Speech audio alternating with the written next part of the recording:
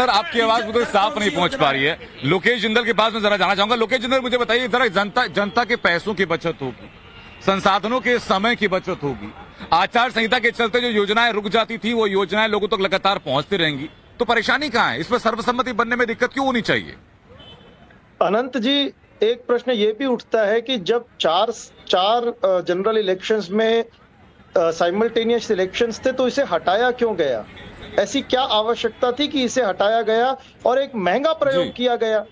क्योंकि समझना जरूरी है कि ये एक हमारे पास चॉइस का मामला नहीं है, ये आवश्यकता है। हम साइमल्टेनियस इलेक्शंस अगर करवाते हैं तो उसका नहीं सर, हटाने की जो बात है लोकेश जिंदल, बात तो ये भी सामने है ना कि भाई 52 से लेकर 67 तो लगातार चुनाव साथ में हुए हैं।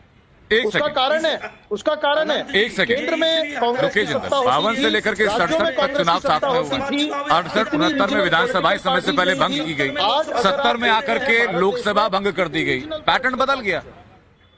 नहीं अनंत जी, आज भारत देश में कितनी रीजनल पॉलिटिकल पार्टीज हैं, नेशनल पॉलिटिकल पार्टीज हैं, रजिस्टर्ड पॉलिटिकल पार्टीज हैं। इनकी तुलना 1952 से 1957 के मुकाबले बहुत ज्यादा है।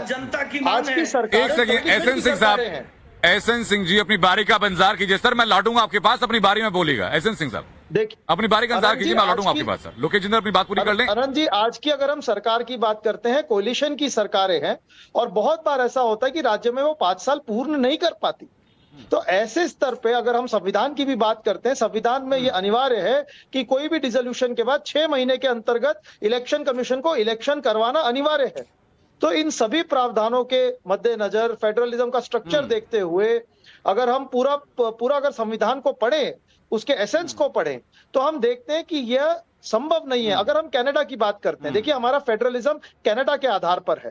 कनाडा में भी वन नेशन वन इलेक्शन नहीं है, उसमें भी फेडरल के इलेक्शंस अलग होते हैं, प्रोविंशियस के इलेक्शन अलग होते हैं। अगर ऐसा प्रयोग मैं सिर्फ बुनियादी बातों पे आऊंगा सर। लोकेश जिंदल मैं वापस बुनियादी बातों पे आऊंगा, कहाँ है कहाँ नहीं है सर, उस बात का चर्चा नहीं है। चर्चा सिर्फ यही है कि अगर जनता का पैसा बच रहा है, सरकारी योजनाएं लागू हो रही हैं, चीजें आसानी से हो सकती है, सर्वसम्मति बन सकती है। भाई आप लोग कहते हैं ना कि जो पॉलिटिकल पार्टी है वो लोगों के लिए है, तो हर 6 महीने में तमाम टीचर्स की आप ड्यूटी लगा, सरकारी ड्यूटी लगा देती है कि उनको भाई इलेक्शन में ड्यूटी देनी है। टीचर्स पढ़ा नहीं पाते इस चक्कर में। आनंद जी, क्या केवल थोड़े से पैसे बचाने के लिए लोकतंत्र को स्टेज पर कैसे रखा जाएगा? सर मैं सही होगा क्या थोड़े से पैसे जी? एक सेकंड लोकेश जिंदल, इस बात का जवाब मैं दूंगा आपको, आंकड़ों के साथ दूंगा कि चुनाव में कितना खर्च आप हर तिमाही कितना खर्च होता है देश के अंदर अलग अलग चुनाव में, इस बात को मैं ब्यौरा दूंगा आपको।